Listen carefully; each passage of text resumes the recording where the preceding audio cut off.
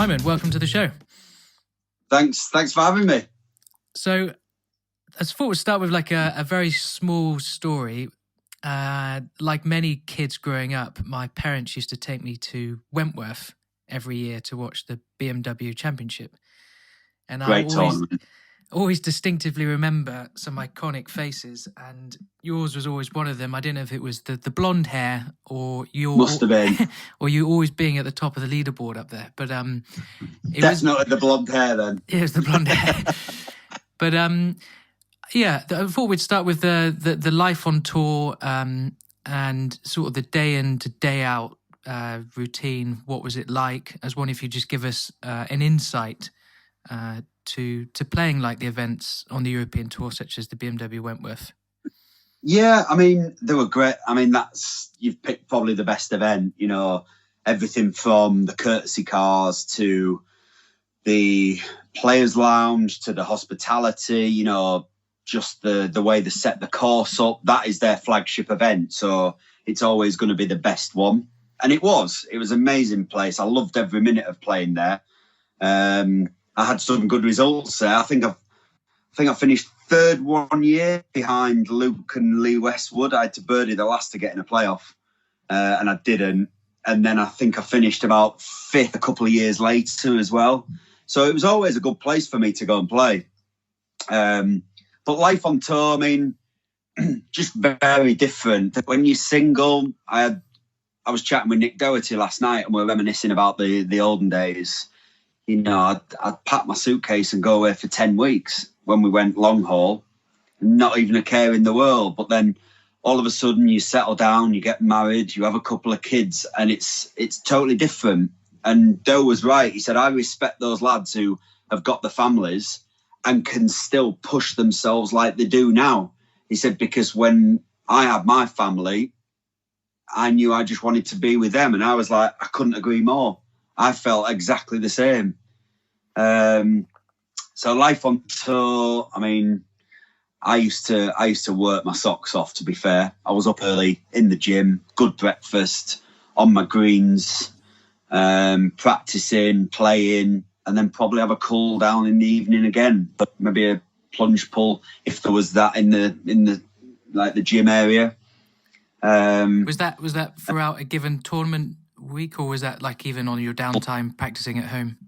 Yeah, even on my downtime, I'd go and see my pal James Thompson. He was my fitness trainer at the time. I'd go and see him 4 or 5 times a week, even if they were just for hour sessions. I didn't play that much in my time off. I didn't practice that much because I always used to think you need some recovery time and you need some downtime. And the more I've looked into it, actually, the more I realise how good it was for me doing that. I mean, you get these pros and they'll have a week off and they'll just beat themselves to a pulp hitting balls, and it's doing them no good whatsoever. But obviously there was some tournaments where you'd go, facilities weren't as good. So you had to make do with what you got. And I used to take resistance bands away, things like that, and then just try and manage my time well, really. So what if we go into the specifics of that? So say before like a Monday practice round, what would the morning routine look like before that? I mean, to be fair, a Monday would be spent at home, really. Tuesday was travel day. Get an early flight, so you'd get a 6 o'clock flight, so you'd be up at 3:15. And this would be travelling anywhere around Europe? Yeah, anywhere around Europe. The only time you were ever at a tournament on a Monday was when you did a 2 or 3 weeker, which was quite rare. I used to like to come home and see my family, but when I was obviously not married and I was with my partner, she used to travel a lot with me, so we'd go away quite a bit. So Mondays were normally day off, though. Total day off, nothing. Even if you've missed a cut, you worked at the weekend, you had the Monday off. So travelling around Europe, Tuesday was travel day, like I said, early starts. You'd fly at 6, half 6, get to wherever you needed to be by 10. You hope to be at the club by 12. You'd have a little warm-up. at the side of the range with your bands, hit a few balls. And then I used to like playing, really. I always thought Wednesday was my day to be on the range. Tuesday's the day I want to be on the golf course. Did you have specific practice buddies you partner up with, or you just go out by yourself? Do you know what? More the latter. I used to do it on my own because I used to enjoy playing 2 or 3 balls, really seeing the course, taking notes in. Whereas before, we used to have games, and there was like a few of us playing games. And I think looking back now, it was the games against the lads that benefited me more than actually playing on my own and trying to really work the course out. It was the challenge of it all. So when you were trying to like figure out the course for that given week, what were the sort of things you were looking for? Yeah, like, was it a course management or specific yardages? Course management. You know, just trying to come up with a strategy to get around the course the best I could. And it was a case of, right, this is the course I'm playing. It doesn't matter if it's on a Tuesday or whether it's on a Sunday, when it all matters. This is the course. This is the strategy. Yardage book, right, I'm hitting 3 wood off this tee. The only way I won't hit 3 wood is if we're 30 mile an hour wind down or if it's 30 mile an hour wind into. And come up with a strategy that way. Hitting to certain parts of the green, right, you don't want to miss this right, so I'm going to go middle left for this green every day. Give myself a 20-footer every day. Wherever they put the pin, that's where I'm going to hit it every day. Interesting. Things like that. I think as like a spectator, we're always wondering what you guys are sort of reading in your yardage books, or it seems like this mysterious part of golf which we're not sort of ever sort of veneered into. So that's interesting. Yeah, I mean, it's now that I'm doing what I'm doing, it's the part of the coaching that I actually love, getting them out on the course and saying, like, right, what's your strategy here? What are your options off the tee? Tell me your options. Right, I could do that or that. Right, pick one. Which do you think suits your game the best? Well, I think I know what part of their game is the best. And they might say something, I'll be like, but I'm going to say, it opens up after that bunker. You can get driver over that bunker. So don't you think it's worth the risk trying to get it over? Oh, yeah, I do actually. And then it just simplifies the playing to the strengths. And that's the part of it that I really like, showing, you know, good players, good handicap players, the benefits of, you know, good on-course management and strategy. What's like a great way of a player trying to identify their strengths? I know that can be quite obvious, like just saying I'm a great driver of the ball, but actually when it comes to sort of stats and numbers, what is the best way to actually highlight that? I think the guys who are very good players will know. They'll know what they're good at. I knew my strength was off the tee with the driver and 140 yards and in approach shot. They were my strengths. So I played to my strengths as much as I could. There was certain holes I'd hit driver off and people are like, you see driver here? And I'm like, yeah, I do. Is that because you just want to give yourself that second number, the 140 yards? You're always trying to hit in? Yeah. Oh, I'm thinking, do you know what? It's quite a tight pin. I'd rather have 100 yards in than 200 yards in by just trying to hit I'd rather have 100 out the rough than 200 off the fairway. Yeah. By just trying to hit a 5-iron down there. I'm like, no, I'm going to go for it. And I had that much confidence in my own ability with the driver. But finding out stats are great for stuff like that. You know, trackman tests, putting people through, you know, stressed challenges. You find out what they're really good at. Same, but the majority of players come and they know what the strengths and they know what the weaknesses are. What's a good example of a stress test someone could do on the range? Stress test, well, just trackman stuff. So they might say, oh, I've really been struggling with, say, 7-iron up. So you go, right, so we'll go 160 to 220. Here's your target. This is what we're going to put you through, 20 shots. But in between each shot, there's like a consequence, or you have to go and do something else, almost like what you're doing on the course. So instead of hitting 20 balls, right, we're done in 10 minutes, you hit a ball, whatever distance you are from it, there's a consequence, or you have to go and hold that putt or go and hit that chip. So all of a sudden, in between all the shots, there will be a minute and a half. So them 20 shots all of a sudden take you 30 minutes to do. And it's more, it's replicating what you're doing on the course then. So that's all of a sudden, with every single shot, you have to reassess, reboot, visualize it, step into it. And it gives a much clearer indication of where you are, as opposed to, right, I'm going to fire these 20 as quick as I can and try and get into a rhythm, because that just doesn't happen on the course. Amazing. Would you keep track of these in sort of a journal or like a playbook? Yeah, I get players to write everything down. It's been proven that you have 50% more chance of remembering something if you write it down than if you don't. I just get them to keep all the stats, all the tests we've put them through. I'm constantly trying to come up with new tests for these players.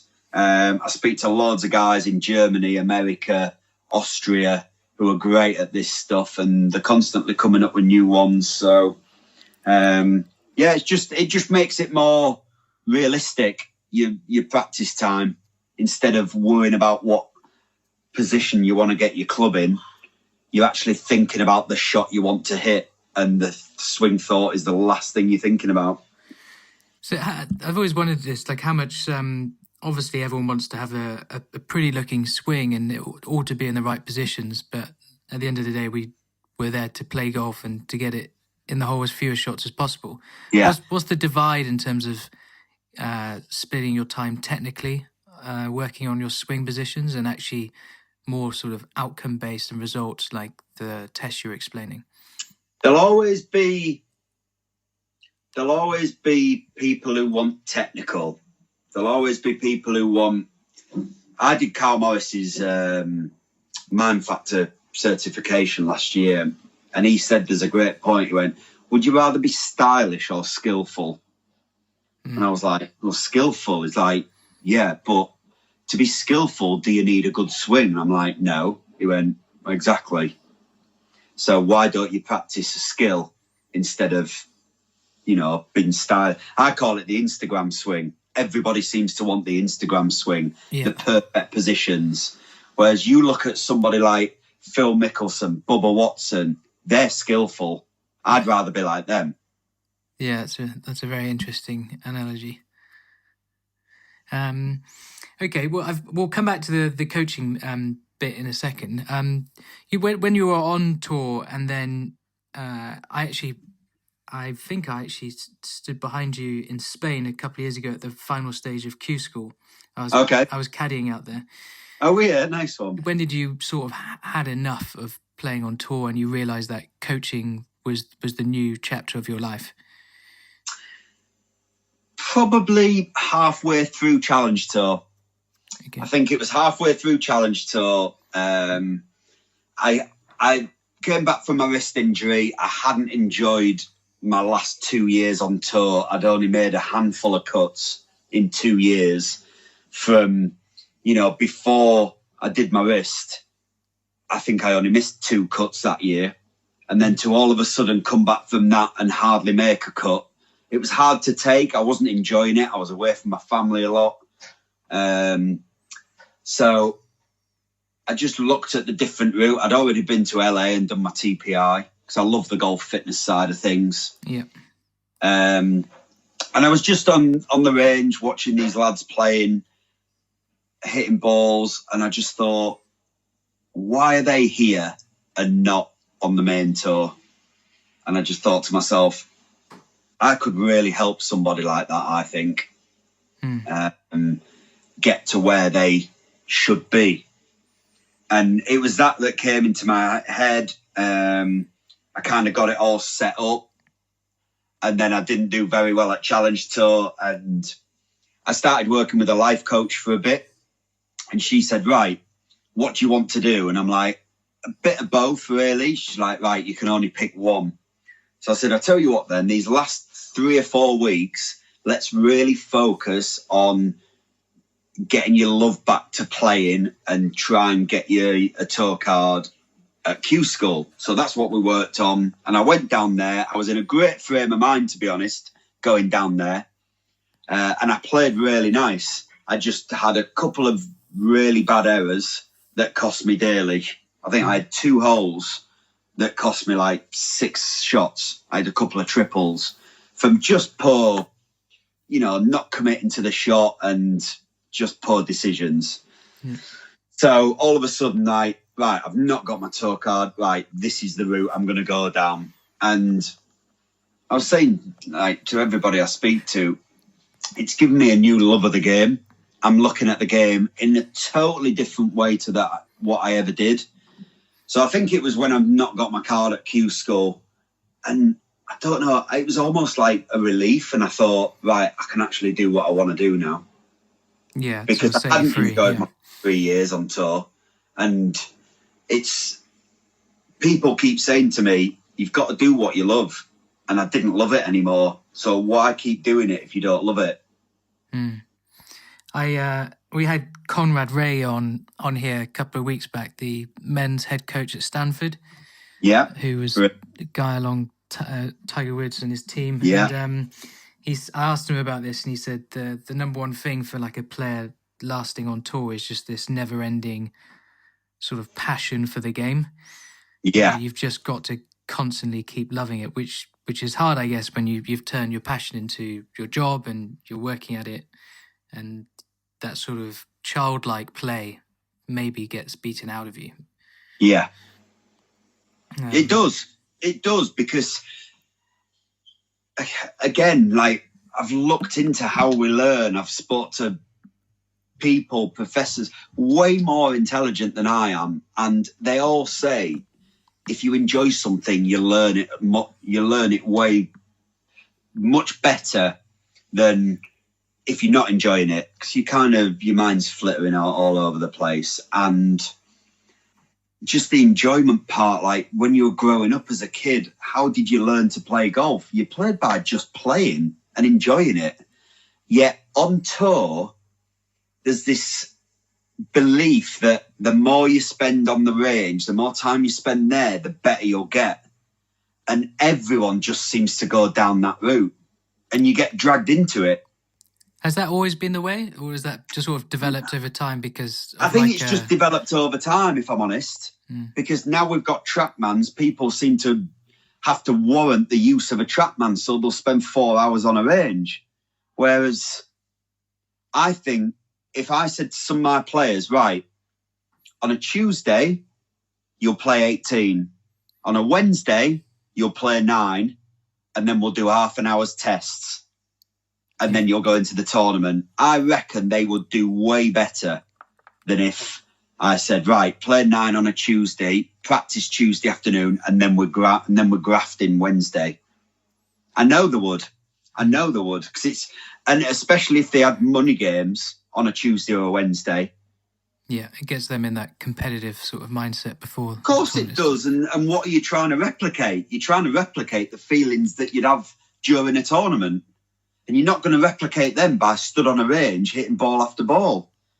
Your swing might feel great, but all of a sudden you get on that 70th hole, you're nervous. How do you know how that feels? Yeah, you need to par in to make the cut. Yeah.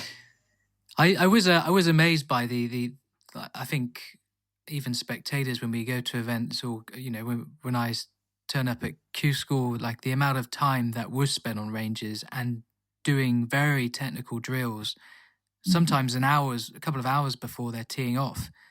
But it does take quite a mindset to actually separate from being very sort of technical to actually going to actually go and play golf. Totally. I'm teaching this girl. She was out in Abu Dhabi, beginning of the year, just before lockdown, actually. And the tournament got cancelled. But she's one of these who's, I want to play you. I want to play you for 20 quid. Or I want to go and play you. Because I've been saying to her, go and find the person who is favourite for that tournament and go and challenge them. Yeah. Go and play them for 20 quid. Or go and play them for 50 quid if you think you can beat them or if you feel like you'll learn.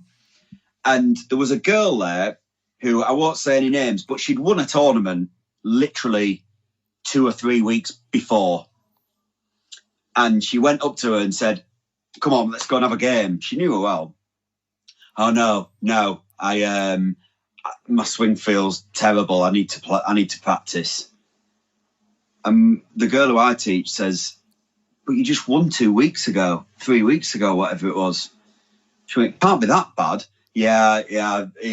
I'm not enjoying where my swing's feeling at the minute. I'm just going to spend time. So she was like, fine. So she went out and played, came back. She was still on the range when she got back. And she went back over and it was basically worse than 5 hours ago. Yeah. So to me, I'd be like, let's go and play. Yeah. What do? You train to play. But this mindset that people have, I need to get my swing feeling right. Yeah, but your swing might feel right, but when you have to hit a certain shot that course demands you to hit, can you hit it? Because you've been working on your swing for 10 hours. So I mean, again, I've been speaking to a lot of different sportsmen and, they train very differently to golfers, very differently. Footballers, cricketers, people like that, rugby players, they train very differently to golfers. And, they show us how far behind we are, I think. What sort of things are you picking up on? Just how every other sports training is harder than actual play. Okay, yeah. So rugby golfers, being an example. Golfers are wrapped in cotton wool and they're in the comfort zones. They think if they fail what they're practicing or training on a Wednesday, that puts them in a terrible frame of mind for the Thursday. Whereas the more you fail, the more you train and the more you fail, the more you learn. Yeah. And that's the big thing. I had Scalzi on the other day and I was like, what was your training like? He went, it was absolutely brutal. He said, we looked forward to a match day because it felt easier. Interesting. So interesting. I think, yeah, because I think with golf, it's so visual. If we start to see like big slices or big pull hooks before going into a tournament, then it can almost break us before we go in. But perhaps that's not the case at all. Well, it's how you gear your own mindset, isn't it? Yeah. If you're strong, like I'm chatting to Matt Wallace, I know he's got a very strong mindset. Yeah. That type of stuff would be perfect for him because he could cope with it and he'd love the challenge. There's guys who couldn't. I'll tell you a story. I actually Matt was my first ever guest on the podcast, and I went to America with him on tour for 3 weeks. I'll tell you a quick story, and you can share with him this later because I know you're interviewing him. And we had just finished. I think we just finished playing Pine Valley in a sort of a round just amongst all of us. Luckily, managed to get on. And our coach sat us all down in the team butts and said, right, I want everyone to go around and tell us what your golfing goals are. And it was a team of 8 players, all representing Great Britain. And, we're all off scratch or sort of around scratch and below at sort of 17 years old. And so we went around one at a time. And one of the guys was like, I want to win the club championships. The other guy was like, I want to represent England. Another guy was like, I'm probably going to call it a day after this tour and concentrate on my studies. And then it got to Matt Wallace, and Matt Wallace said, I want to be world number 1. Yeah. And that always sticks out. And the whole sort of bus sort of chuckled and laughed. And I think he's like world number 48.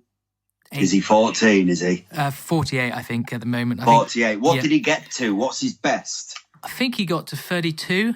Right. And I wouldn't be surprised at all if he actually did it, because the mindset he's got on him. Well, and that's what I want to talk to him about this afternoon. Yeah. Is the mindset. He said, like, I don't want to talk, my career and go through it. He went, people have heard it all. So I was like, right, we'll approach it from a different angle then. And it's mindset that I'm massively interested in, and how people deal with success, but also how they deal with failure. Yeah, I think playing with, I played sort of, say, half a dozen times on the tour with him, and he was just so hungry. And quite ruthless as well. Like, nothing would get in his way. And I actually have another story from him. I have a picture of him a picture of the team in the room, and the only person who's missing is Matt from the picture. And it's because it was a singles match play, and he lost. He shot something like 67 that day, and an American beat him by shooting 66. And he, after the match, he went back onto the range, and I think he beat balls until the sun went down, and he missed the team picture. So, there's this picture of everyone there, but except for Matt, who's out there training while we are having a drink on the balcony. And that. Yeah. So. Yeah. The I guess the guys on tour you grew up like, what sort of other characters or sort of mindsets were you impressed with having the opportunity to play with? Well, Doherty won.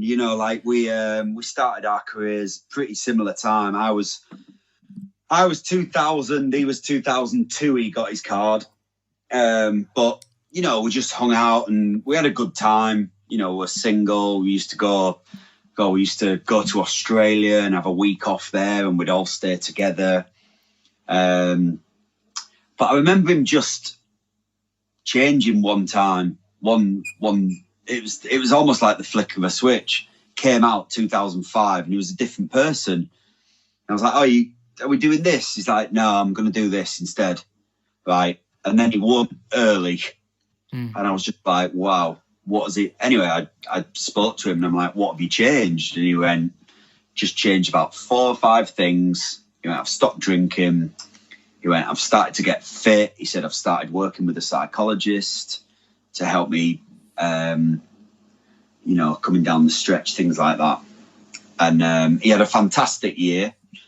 And I did all right that year. And then it was the following season where I was like, right, I'm really going to implement some of those things. So I cut out caffeine. I cut out, rubbish food. I started training morning and evening. Not massively, but enough where I could start to feel myself getting, better. So me training on a morning meant I didn't need to hit as many balls before I went and played because I was already loose. Things like that. And then I'd have a cool down. And I just felt way better for it. And I won pretty early on. I won Indonesia pretty early on. And then I won Holland, and I had a great year. And it was almost his mindset that changed my mindset. Yeah. So it's sort of being around sort of, again, the better golfer or someone raising your standards raises your own standards. Yeah, it's like you said before, it's that environment you put yourself in. Me and him were in the same environment until he changed his environment. And then I looked at mine and I thought, I need to change mine. And that's exactly what I did. And then the rest is history. What was the environment like amongst the sort of players on tour when you were competing? Like, were you friends with them? Like, do you? Yeah, it was all right. There were, I think it's when you're out on tour, you get sucked into this bubble that you think you're all really good friends. And then you come away from it, like me. I came away from it. I was out injured. I didn't play for 7 months. I was out of tournament golf for 8 or 9 months. And it really hit home because I heard from probably 3 of them Right. And then that's when you actually step back and look at it and think, do you know what? Yeah, they are acquaintances. They are, you spend a lot of time with them, but they're not actually my friend. They don't ring me up to see if I'm all right. They don't ring me up on my birthday. Yeah. They don't ring me up to see what I'm doing this weekend. Like Nick Doherty would, like Chris Rice, he caddies for Grillo. Yeah. These are the lads, Matthew Baldwin, Graham Storm. These are the lads who were ringing me. Yeah. Yeah. And then you've got other friends who you think, oh, so-called friends, and you're like, I can't believe you never rung me. And then that's when it kind of hits home that, your friends are your friends. Like my mates now, I speak to them nearly every day, every other day. Yeah. I'll always be texting, always be messaging. It's not like that on tour. You go for dinner with them and you think you're friends, but you're not. Again, very important to get the right mix, get a good circle, I call it. Get that circle. It's like off Meet the Fockers. Yeah. The circle of trust. Yeah, for sure. That is exactly what you need when you're out on tour, because there's a lot of backstabbing goes on out there. And if you're not strong to take it, it can wear you down. What was the rest of your team like when you're on tour? You had like your relationship with your caddy. Yeah. Were you with Chubby? I had a great team. Yeah. I had a brilliant team. But it started with my family and my wife. That starts there. Then I had Chubby Chandler, my manager. I had Pete Cowan, who I'd seen from like 95. Wow. Brilliant. Okay. Never led me down a wrong path. I had Guy Tilsden, who was my caddy. I had James Thompson, who was my fitness coach. And I just had a brilliant... They were my friends. I still hear from all of them now. So they were my friends, but they were my team as well. And it is so important to get that established early doors. Are these the people you would have around you if you were world number one? If they're not, find the ones who are. Yeah. Interesting. And would these guys, like on a given tournament, would they always be there with you, or is it just say? Yeah, not always. I mean, when I was playing well, most of the time, I had a year where I took James, my fitness trainer. I had a year where I took him to most tournaments. Yeah. Guys, obviously, at every one. Pete was at 2/3 of them. Chubby was at 2/3 of them. My wife had come to quite a few of them. So yeah, you're seeing them a lot. You're spending a lot of time with them. So there was a lot of mutual respect between us all. Mm. The other thing I was going to touch on was the peaks of when you're winning tournaments, you're making cuts, and then all of a sudden this perhaps starts to get taken away from you. You start missing cuts. Then you look back at you go to Q School again. Then you're back on tour. How does one manage the flow of sort of riding the emotions? Yeah, it's a tough one. It's a $1 million question almost. Like you look at the people who handle it the best, probably do the best. If you can go into golf, professional golf, knowing that you're probably going to have more bad days than good, more disappointments than celebrations, shall we say. If you can handle that, then I think you're already ahead of everybody else. I really do. You're going to have success, but and for me, it's about enjoying the success when you have it as well, but almost trying to learn from the disappointments. Right, after every tournament, what happened this week? What can I take from this week that I can improve? And instead of just, forget it. Because do you know what? It only lasts a day when you're disappointed. But when you're disappointed, that's when you should be writing it down. What you're disappointed with. And what you're happy with as well. What you're pleased about. What you think you handled really well. I just think if you can deal with both sides, you're already winning. Were there any common sort of themes in like I know you mentioned with sort of Nick Dottery, you know, like you saw him sort of change and, you know, you dropped the caffeine, you dropped the alcohol, you did some workouts. Were there any common themes that you picked up on a given week, like where you missed a cut, that the things you didn't handle very well? Yeah, attitude mainly. Attitude and acceptance. So for me, when your expectations start getting higher, when all of a sudden you see your results improving, you start getting better results, you start doing this, all of a sudden your expectations start creeping up. So all of a sudden you'll come to a tournament and you'll think, right, I want a top 5 this week. And then all of a sudden, few things happen on the course. Your acceptance starts to disappear. Because you're thinking, well, I'm playing well. Why should that happen to me? Right. So expectation levels go up, acceptance drops, and then you start getting annoyed with yourself and it starts affecting your shots. That's one thing that I knew was holding me back. And I played with Ernie Els and I just watched him. I played with him in Australia and it's the best day I've ever had with a golfer, I think, because I learned more that day. His ability to just accept what the game gave him, and he would make a silly bogey and follow it up with 2 birdies, and I'm looking at him going, how are you doing that?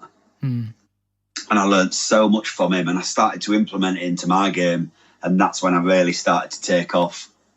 Was that just being like in a state of presence? Is that what you mean by that?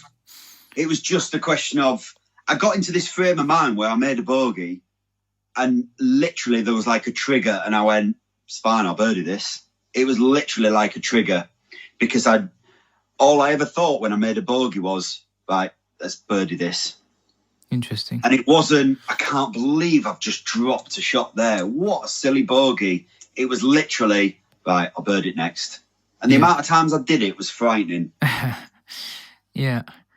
I definitely, I remember watching you play and you always seemed to have it was like an intensity about you, but you had this sort of, it was calm intensity, but it was very sort of, you could see like you were very, very focused on what you were doing.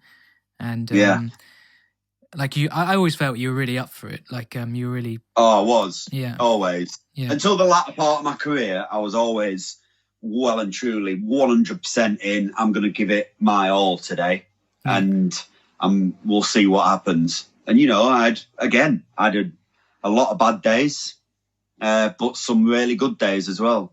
And I was that there's an asterisk because I only saw you say at the Wentworth event, but then even sort of fairly recently, and was it maybe 2016 at Q School? You walked onto the range and you had more bounce and stride about yourself than anyone else. Yeah, I've always been like that, and I think it's showing in what I'm doing now. Like people will come and they'll be like, "Oh my God, I just love the energy that you've got for coaching." Yeah, I was going to ask you about that. Be around and things like that. Yeah, where does that sort of fire come from? Because I think everything you do, like the way you've moved into coaching, you haven't just half-assed it. You've really gone for it, and it's very professional. You know, with all the interviews you do on Instagram and the content you create. So where does this new chapter of yours and the fire come from? Has it always been there? I think I've always had it. Yeah. I've always had it. I know how to control it better. When I was younger, I used to be fiery. I used to be really fiery. Me and my dad got into arguments on the golf course because he didn't like the way I was acting. And then it did click where I thought, right,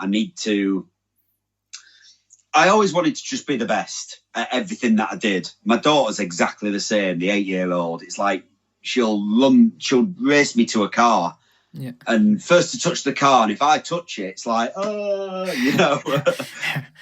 And she's exactly the same, but I learned how to deal with it because I knew I had to on the course. Yeah. So I just always wanted to be the best I could be. And especially when I started to see the results and started to see I was winning, then it was like, right, got to keep this going. And I've always been the same. I never do anything half-heartedly. And I knew that if I got into coaching, which I have, that I would be the same. And I want to be, like people say, where do you want to go with it? And I'm like, I just want to be the best I can be. I want to be able to provide something for players that not many other coaches can. And that's a real in-depth insight into what it's like to win. And, there's not many coaches who can do that because not many coaches have played all 4 majors, nearly made the Ryder Cup and won 6 times. Yeah. Yeah, that's a pretty strong CV from a coaching point of view, isn't it? Yeah, I feel it is. And you know what? I just want to pass on that knowledge. I've got a couple of really good players and I'm saying to them, I was where you were, and I played them all and this is what I did. And, it's not going to be easy, but I know you're willing to put the time in and I'll be there every step of the way. Any question you have, I will probably have experienced it at some point in my career and I'll tell you how I handled it. Amazing. What kind of players are you working with? Yeah, I've got Challenge Tour, a few Euro Pro, a few lads who are just out of university in America. They've come back and they've started working. I've got a few LET, LET access, and then amateurs, and then just people who want to come and spend the day with me. Amazing. And I presume you're doing some coaching online at the moment, but how does it work? Not loads, to be honest. I'm not doing loads of that. Okay. The stuff that I do, I really like to be hands-on, one-on-one. Yeah. Or 2-on-1 or groups. I really like to be there to see what they're experiencing. Like the hitting into a net, the type of stuff I'm doing, no benefit whatsoever for me. Yeah. So I'm just like, right, I'll do a few basic drills, few challenges in my garden, but I'm basically saying I'm going to wait till I can get back out there to really do the proper filming and online stuff that I want to put out there. But it's not really a route I want to go down. Yeah. I want to be there, actually witnessing what challenge I'm putting them through, how they're reacting to it, and how I can then change it to benefit that player more. Yeah, I think people would get every bit of you with the, you're amazing I can just tell over the phone, but having the full experience of you in person, I imagine would be quite profound and you really capture people's attention. Yeah, I mean, I love it. I love getting people in for the day, and I love seeing that light bulb moment, even from a 10-12 handicapper. Yeah. Where I get them in the gym, give them a full TPI screen, warm them up to benefit them. So it's like I'm warming up their weaknesses. So then they all get on the range and they're all like, I can't believe how good I feel. So then they start in a few balls. I get them to find out more about their own game. So, how far they hit the ball, what the shape is. I get them to just learn more about their own game. And we do a bit of short game. And there's always a point in the morning where they go, oh my God, I get it. Or you make it sound so easy. And it's like, they just get it. And then we go out on the course in the afternoon. And, I'm seeing these guys playing off 10, 12, shooting 2 over for 9 holes. Yeah. By literally just helping them play to the strengths and showing them, when they're uncomfortable about a shot, showing them a shot that, will never get them in trouble. And they shoot 2 over and they're like, I've never shot 2 over in my life. Yeah. And then you've got a full-time caddy position for them for the rest of their life. Yeah. Is where do you practice out of? Is it the same golf club, or do you travel to? No, Mottram Golf Club in Cheshire. Okay. Mottram, it's 20 minutes away. It ticked every single box. Gym, short game, putting, course, range. Yeah. It ticked every box. And I went down to see the MD of it and the golf director of golf, who's called Jason Davis. And I sat down. Chubby basically got me in with them. And I sat down with them and I told them my plan. And, you know, they were really, really pleased that I'd picked Mottram, I think. And yeah, and they were buzzing that I'd, you know, had an idea like that, and that was where they wanted to do it. So I promote Mottram because I know they've been so kind to me to let me do it from there. And we've got good plans going forward. They've been bought out by Champneys, and they've just spent loads on the hotel. They're having a new gym, spa area. They're having a new pro shop, clubhouse, locker room, and then hopefully they'll do something with the driving range as well, and it'll be a 5-star, you know, place to go and play golf. It really will. I'll put it in the show notes so people can find you. Lovely. So I would appreciate your time. Sort of wrap up with some. This has been amazing. So many insightful stories and experiences you've had. With some sort of rapid fire questions. Yeah. So it's what is the book you've given most or most gifted, and why? It doesn't have to be golf related. It could be just something that's. No, I'll tell you the book, and it opened my eyes. This is one of the first books I read when I started going down the coaching route, and it opened my eyes so dramatically to how we practice and how we train. And it's called Be a Player. It's from Pia Nilsson and Pia Nilsson. Just had them on the show, yeah. It just opened my eyes to how simple we can make this game and how hard we do actually make it. And I loved it. I've read it twice, and I've read it twice in the last year. Yeah. And I love it. And I recommend every golfer to buy that book. Yeah, it's fantastic. The last two guests we had them on separately, actually, Pia and Lynn Marriott. So yeah, fantastic. I bet it's brilliant. I'll have a listen to that one. Yeah, really, really good. What purchase of 100 or less has mostly positively impacted your life in the last six months? It doesn't have to be golf related as well. This could be, you know, a drill for the range, or like something for your personal life. Impacted my life. I'm trying to think.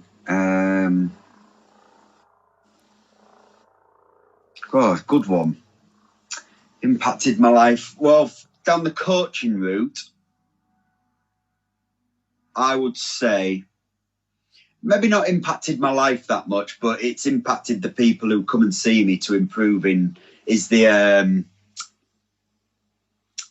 Planemate from Toe Striker. Okay, I bought it when it first came. It's basically this thing that goes on the end of your club. It helps you. I mean, you can't believe what it does for beginner golfers. My mate's a beginner, and he came to see me and he started swinging. I said, I think I've got this thing for you. It's called the Planemate. It goes around your waist and then it goes on the end of your club, and it just helps you feel what the swing should actually be doing, you know, when you're way out of position. And I put it on him, and the transformation was unbelievable. And now when people come down and have lessons with me, and because a lot of them, like we say, do want to work on technical things, I just literally put this thing on and it transforms them literally overnight. So that for my coaching for the beginner higher handicapper has totally changed. Okay. The way that I can help them. I will. I'll look that up and include that. Really good. Really good. Okay. In the last 5 years, what new belief or behaviour or habit has most improved your life? Gratitude. Keeping a gratitude and affirmation diary. Yeah. Do you have one? I was working with my life coach, and just the power of just writing things down. And actually having a purpose to everything. That made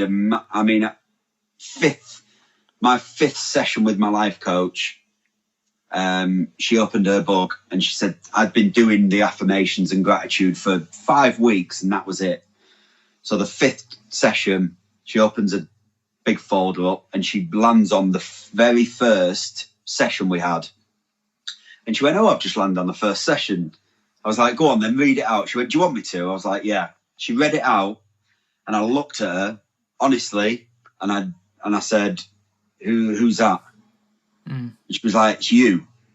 I was like, is that where I was 5 weeks ago? She went, yeah. She went, how powerful is it? I was like, I can't believe it. And I get all of my players to do it because I got so much benefit from it. And I know so many very successful people who do it every day. Is it a specific journal you use, or how do you write them or structure them? No, I just buy my own. I just buy my own and it just asks you questions. You have to write them down every morning for 5 minutes and every evening. So every morning there'll be, what do you hope to achieve today? It can be the most minuscule thing. I hope to, have a great day with my new client. Yeah. And see him progress. It could be something like that.